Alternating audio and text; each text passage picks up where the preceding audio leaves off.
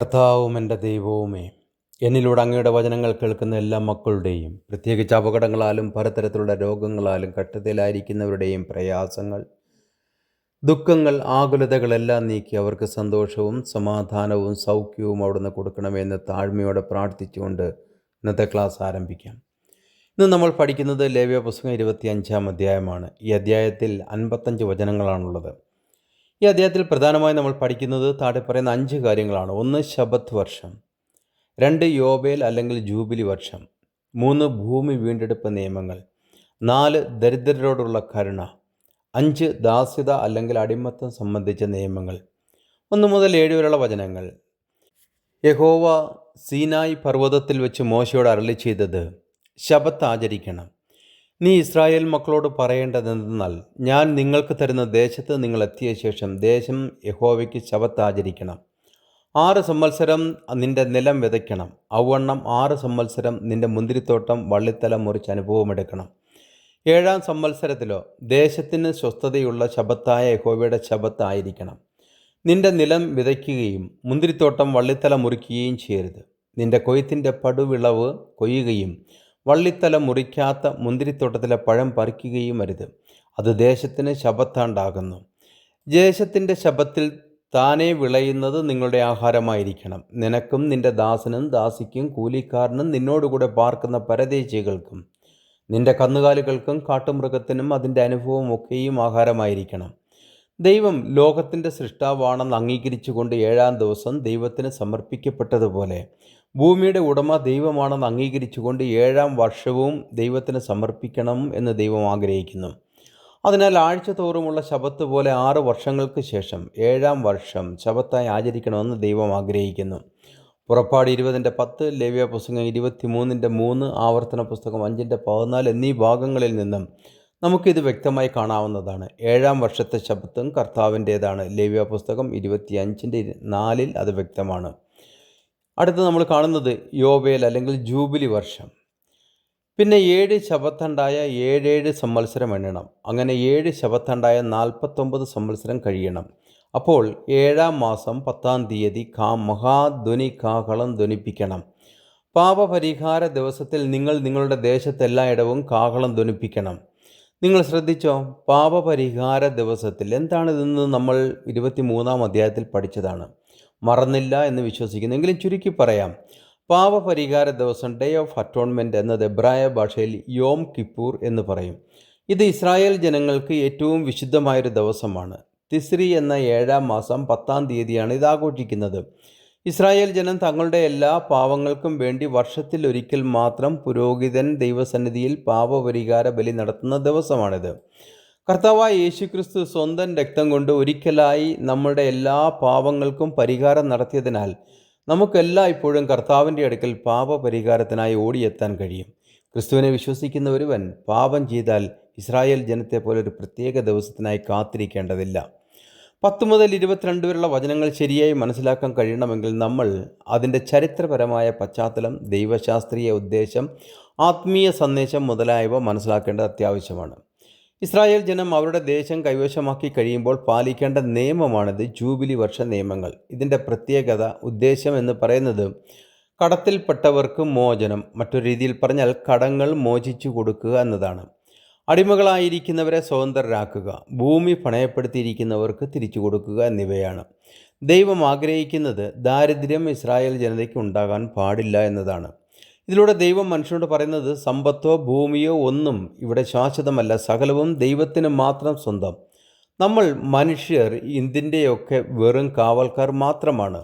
18-ാമത്തെ വചനത്തിൽ നമ്മൾ വായിക്കുന്നത് ഇങ്ങനെയാണ്: അതുകൊണ്ട് നിങ്ങൾ എൻ്റെ കൽപ്പനകൾ അനുസരിച്ച് എൻ്റെ വിധികൾ പ്രമാണിച്ചാചരിക്കണം, എന്നാൽ നിങ്ങൾക്ക് ദേശത്ത് നിർഭയം വസിക്കാം.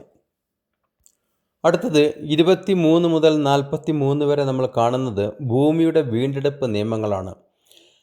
നിങ്ങൾ നിലം എന്നേക്കുമായി വിൽക്കരുത്, കാരണം നിങ്ങൾ എൻ്റെ അടുക്കൽ പരദേശികളും വന്നു പാർക്കുന്നവരുമത്രേ. നിലത്തിന് വീണ്ടെടുപ്പ് സമ്മതിക്കണം. നിന്റെ സഹോദരൻ ദരിദ്രനായി തീർന്ന് തൻ്റെ അവകാശത്തിൽ ഏതാനും വിറ്റാൽ അവൻ്റെ അടുത്ത ചാർച്ചക്കാരൻ വന്ന് സഹോദരൻ വിറ്റത് വീണ്ടുകൊള്ളണം. എന്നാൽ വീണ്ടുകൊള്ളുവാൻ അവന് ആരുമില്ലാതിരിക്കുകയും താൻ തന്നെ വകയുള്ളവനായി വീണ്ടുകൊള്ളുവാൻ പ്രാപ്തനാകുകയും ചെയ്താൽ അവൻ അത് വിറ്റ ശേഷമുള്ള സംവത്സരം കണക്ക് കൂട്ടി മിച്ചമുള്ളത് തിരിഞ്ഞ് വാങ്ങിയിരുന്ന ആൾക്ക് മടക്കി കൊടുത്ത് തൻ്റെ അവകാശത്തിലേക്ക് മടങ്ങി വരണം. എന്നാൽ മടക്കി കൊടുപ്പാൻ അവന് പ്രാപ്തിയില്ല എങ്കിൽ വിറ്റുപോയ യോബേൽ സംവത്സരം വരെ വാങ്ങിയവൻ്റെ കയ്യിലിരിക്കണം. യോബേൽ സംവത്സരത്തിൽ അത് ഒഴിഞ്ഞു കൊടുക്കുകയും അവൻ തൻ്റെ അവകാശത്തിലേക്ക് മടങ്ങി വരികയും വേണം. ഒരുത്തൻ മതിലുള്ള പട്ടണത്തിൽ ഒരു വീട് വിറ്റാൽ വിറ്റ ശേഷം ഒരു സംവത്സരത്തിനകം അവനത് വീണ്ടുകൊള്ളുവാൻ ഒരു സംവത്സരത്തെ അവധിയുണ്ട്. ഒരു സംവത്സരം മുഴുവനും തികയുവോളം വീണ്ടുകൊണ്ടില്ല എങ്കിൽ മതിലുള്ള പട്ടണത്തിലെ വീട് വാങ്ങിയവൻ്റെ തലമുറയായി എന്നേക്കും സ്ഥിരമായിരിക്കണം. യോബേൽ സംവത്സരത്തിൽ അത് ഒഴിഞ്ഞു കൊടുക്കേണ്ട.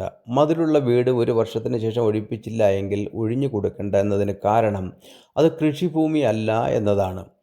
മതിലില്ലാത്ത ഗ്രാമങ്ങളിലോ വീടുകളോ ദേശത്തുള്ള സ്ഥലത്തിന് സമമായി വിചാരിക്കണം. അവയ്ക്ക് വീണ്ടെടുപ്പുണ്ട്. യോബേൽ സംവത്സരത്തിൽ അവയെ ഒഴിഞ്ഞു കൊടുക്കണം. എന്നാൽ ലേവ്യരുടെ പട്ടണങ്ങളും അവരുടെ അവകാശമായ പട്ടണങ്ങളിലെ വീടുകളും ലേവ്യർക്ക് എപ്പോൾ വേണമെങ്കിലും വീണ്ടുകൊള്ളാം. അതിന് കാരണം ലേവ്യരുടെ പട്ടണങ്ങളിലെ വീടുകൾ ഇസ്രായേൽ മക്കളുടെ ഇടയിൽ അവർക്കുള്ള അവകാശമാണ്. എന്നാൽ അവരുടെ പട്ടണങ്ങളോട് ചേർന്നിരിക്കുന്ന പുൽപ്പുറമായ ഭൂമി വിൽക്കരുത്. അത് അവർക്ക് ശാശ്വത അവകാശമാകുന്നു. നിന്റെ സഹോദരൻ ദരിദ്രനായി തീർന്ന് നിന്റെ അടുക്കൽ വെച്ച് ക്ഷയിച്ചു പോയാൽ നീ അവനെ താങ്ങണം. അന്യനും പരദേശിയും എന്ന പോലെ അവൻ നിന്റെ അടുക്കൽ പാർക്കണം. അവനോട് പലിശയിൽ ലാഭവും വാങ്ങരുത്. നിന്റെ പണം പലിശയ്ക്ക് കൊടുക്കരുത്. നിന്റെ ആഹാരം അവന് ലാഭത്തിനായി കൊടുക്കുകയും അരുത്. ഞാൻ നിങ്ങളെ മിസ്രൈമിൽ നിന്ന് കൊണ്ടുവന്ന ദൈവമായ യഹോവയാകുന്നു. നിന്റെ സഹോദരൻ ദരിദ്രനായി തീർന്ന് തന്നെത്താൻ നിനക്ക് വിറ്റാൽ അവനെ കൊണ്ട് അടിമവേല ചെയ്യിക്കരുത്. കൂലിക്കാരൻ എന്ന പോലെയും വന്നു പാർക്കുന്നവൻ എന്ന പോലെയും അവൻ നിന്റെ അടുക്കലിരുന്ന് യോബേൽ സംവത്സരം വരെ നിന്നെ സേവിക്കണം. പിന്നെ അവൻ തൻ്റെ മക്കളുമായി നിന്നെ വിട്ട് തൻ്റെ കുടുംബത്തിലേക്ക് മടങ്ങിപ്പോകണം. തൻ്റെ പിതാക്കന്മാരുടെ അവകാശത്തിലേക്ക് അവൻ മടങ്ങിപ്പോകണം. അവർ മിസ്രൈം ദേശത്ത് നിന്ന് ഞാൻ കൊണ്ടുവന്ന എൻ്റെ ദാസന്മാർ ആക്കുകൊണ്ട് അവരെ അടിമകളായി വിൽക്കരുത്. അവനോട് കാഠിന്യം പ്രവർത്തിക്കരുത്. നിന്റെ ദൈവത്തെ നീ ഭയപ്പെടണം. അടിമത്തം അല്ലെങ്കിൽ ദാസ്യത സംബന്ധിച്ച നിയമങ്ങളാണ് ഇനി നമ്മൾ പഠിക്കുന്നത്. 44 മുതൽ 55 വരെയുള്ള വചനങ്ങൾ. നിന്റെ അടിയാരും അടയാട്ടികളും നിങ്ങൾക്ക് ചുറ്റുമുള്ള ജാതികളിൽ നിന്നായിരിക്കണം. അവരിൽ നിന്ന് അടിയാരെയും അടിയാട്ടികളെയും കൊള്ളണം. അവണ്ണം നിങ്ങളുടെ ഇടയിൽ വന്നു പാർക്കുന്ന അന്യജാതിക്കാരുടെ മക്കളിൽ നിന്നും അവർ നിങ്ങളുടെ ദേശത്ത് ജനിപ്പിച്ചവർ നിങ്ങളോടുകൂടെ ഇരിക്കുന്നവരുമായ അവരുടെ കുടുംബങ്ങളിൽ നിന്ന് നിങ്ങൾ വാങ്ങണം. അവർ നിങ്ങൾക്ക് അവകാശമായിരിക്കണം. നിങ്ങളുടെ ശേഷം നിങ്ങളുടെ മക്കൾ അവകാശമായിരിക്കേണ്ടതിന് നിങ്ങൾ അവരെ അവകാശമാക്കിക്കൊള്ളണം. അവർ എന്നും നിങ്ങൾക്ക് അടിമകളായിരിക്കണം. ഇസ്രായേൽ മക്കളായ നിങ്ങളുടെ സഹോദരന്മാരോടോ നിങ്ങൾ കാഠിന്യം പ്രവർത്തിക്കരുത്. ജാതികളിൽ നിന്നുള്ള അടിമകൾ. ഇത് വളരെ സൂക്ഷ്മമായി മനസ്സിലാക്കണം. ജാതികൾ എന്ന് ഉദ്ദേശിച്ചത് ചുറ്റുമുള്ള രാജ്യങ്ങൾ എന്നാണ്. ഇസ്രായേലും മുമ്പ് മിസ്രൈമിൽ അടിമകളായിരുന്നു. അതുകൊണ്ട് അവരെ പീഡിപ്പിക്കരുതെന്ന് ദൈവം ആഗ്രഹിച്ചു. ആവർത്തന പുസ്തകം 24:18 നമ്മൾ വായിക്കുന്നത് ഇങ്ങനെയാണ്: നീ മിസ്രൈമിൽ അടിമയായിരുന്നു എന്നും നിന്റെ ദൈവമായ യഹോവ നിന്നെ അവിടെ നിന്ന് വീണ്ടെടുത്തു എന്നും ഓർക്കണം. അതുകൊണ്ട് ഇക്കാര്യം ഞാൻ നിന്നോട് കൽപ്പിക്കുന്നു. എന്നാൽ അടിമകളെ പീഡിപ്പിക്കാൻ ദൈവം അനുവദിച്ചിരുന്നില്ല എന്ന് പുറപ്പാട് പുസ്തകം 21, പുറപ്പാട് പുസ്തകം 20:10 ഇവിടെയെല്ലാം കാണുമ്പോൾ നമുക്ക് മനസ്സിലാക്കാവുന്നതാണ്. അടിമകൾക്ക് ഇസ്രായേലിയരെ പോലെ തന്നെ അവർ സ്വതന്ത്രരായിരുന്നു എന്നതാണ് അതിൻ്റെ സത്യാവസ്ഥ. നിങ്ങളോട് കൂടെ പാർക്കുന്ന പരദേശി നിങ്ങൾക്ക് സ്വദേശിയെപ്പോലെ ഇരിക്കണം. അവനെ നിന്നെപ്പോലെ തന്നെ സ്നേഹിക്കണം. ലേവ്യ 19:34 ഞാൻ വായിച്ചത്. 47 വചനം.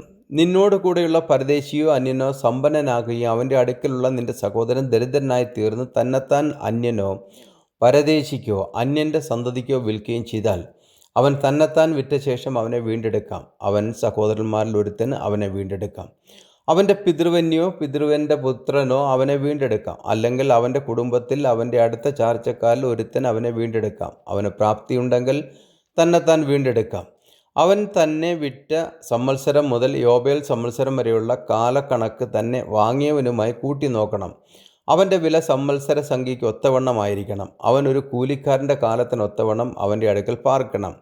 സംവത്സരമേറെയുണ്ടെങ്കിൽ അതിന് തക്കവണ്ണം അവൻ തൻ്റെ വീണ്ടെടുപ്പ് വില തനിക്ക് കിട്ടിയ പണത്തിൽ നിന്ന് മടക്കി കൊടുക്കണം. യോബേൽ സംവത്സരം വരെ ശേഷിക്കുന്ന സംവത്സരം കുറേ മാത്രം എങ്കിൽ അവനുമായി കണക്ക് കൂട്ടി സംവത്സരങ്ങൾക്കൊത്തവണ്ണം തൻ്റെ വീണ്ടെടുപ്പ് വില മടക്കി കൊടുക്കണം. അവൻ ആണ്ടോടാണ്ട് കൂലിക്കാരൻ എന്ന പോലെ അവൻ്റെ അടുക്കലിരിക്കണം.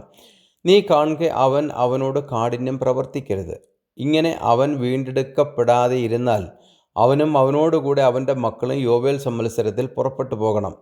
ഇസ്രായേൽ മക്കൾ എനിക്ക് ദാസന്മാരാകുന്നു. അവർ മിസ്രയീം ദേശത്ത് നിന്ന് ഞാൻ കൊണ്ടുവന്ന എൻ്റെ ദാസന്മാർ. ഞാൻ നിങ്ങളുടെ ദൈവമായ യഹോവയാകുന്നു. ഇന്നത്തെ ക്ലാസ് ഇവിടെ അവസാനിക്കുന്നു. അടുത്ത ക്ലാസ്സിൽ വീണ്ടും കാണുന്നതിനായി കർത്താവായ യേശു ക്രിസ്തു നമ്മെ ഇവരെ അനുഗ്രഹിക്കുമാറാകട്ടെ എന്ന പ്രാർത്ഥനയോടെ ബെഞ്ചമിൻ കോശി.